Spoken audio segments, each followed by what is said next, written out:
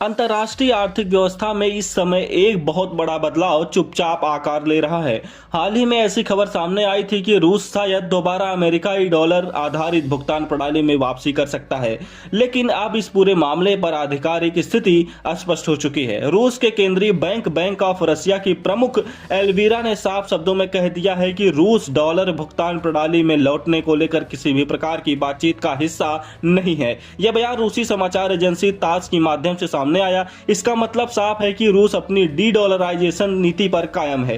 अब कुछ समय पहले एक अमेरिकी रिपोर्ट में दावा किया गया था कि रूस ने निर्यात भुगतान के लिए फिर से अमेरिकी डॉलर का उपयोग करने पर विचार कर रहा है। यह खबर अंतर्राष्ट्रीय मीडिया में चर्चा का विषय बन गई, लेकिन अब रूस के केंद्रीय बैंक प्रमुख ने साफ कर दिया कि ऐसी किसी भी बातचीत में रूस शामिल नहीं है। उन्होंने साफ कहा है कि रूस की डी डॉलराइजेशन की रणनीति व्यवस्थित और योजनाबद्ध तरीके से आगे बढ़ रही है। अब डी डॉलराइजेशन का अर्थ है अंतर्राष्ट्रीय व्यापार और वित्तीय लेन देन में अमेरिकी डॉलर पर निर्भरता कम करना। पिछले कुछ सालों में रूस ने कई देशों के साथ स्थानीय मुद्राओं में व्यापार शुरू किया। भारत के साथ रुपया आधारित लेन देन, चीन के साथ युआन में व्यापार, संयुक्त और अरब अमीरात के साथ दरहम में भुगतान।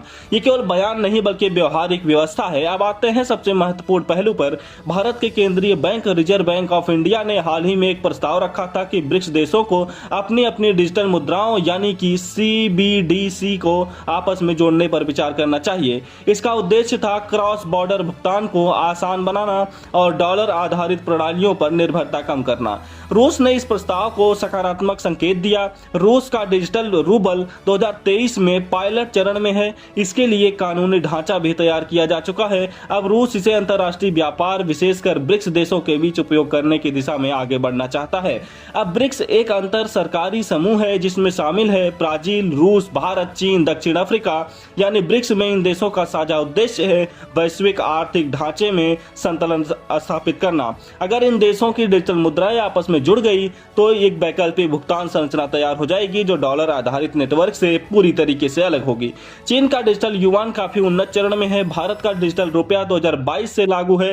रूस का डिजिटल रूबल विस्तार की प्रक्रिया में है। ब्राजील पायलट परीक्षण कर रहा है, यानी कि तकनीकी आधार तैयार हो रहा है। अगर ब्रिक्स देश अपनी डिजिटल मुद्राओं को जोड़ने में सफल हुए तो इसके कई प्रभाव हो सकते हैं, जैसे अंतर्राष्ट्रीय व्यापार में स्थानीय मुद्राओं की हिस्सेदारी बढ़ जाएगी, डॉलर आधारित भुगतान नेटवर्क पर निर्भरता घट जाएगी, भुगतान की लागत और समय कम हो जाएगा, प्रतिबंधों से बचाव के वैकल्पिक रास्ते खुल जाएंगे। हालांकि यह प्रक्रिया आसान नहीं है, इसमें तकनीकी, नियम की और राजनीतिक चुनौतियां भी है। अब यह समझना जरूरी है कि अमेरिकी डॉलर अभी भी वैश्विक आरक्षित मुद्रा क्यों है। दरअसल अंतर्राष्ट्रीय व्यापार का बड़ा हिस्सा डॉलर में होता है, लेकिन समानांतर प्रणालियों का निर्माण यह संकेत देता है कि दुनिया बहुमुद्रा व्यवस्था की ओर आगे बढ़ चुकी है।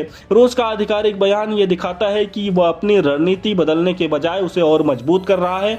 रूस ने संकेत दे दिया है कि आगामी ब्रिक्स शिखर सम्मेलन में इस विषय पर औपचारिक चर्चा हो सकती है। अगर भारत, रूस, चीन और अन्य सदस्य देश एक साझा डिजिटल भुगतान ढांचा तैयार करते हैं तो यह वैश्विक वित्तीय व्यवस्था में महत्वपूर्ण बदलाव साबित हो सकता है।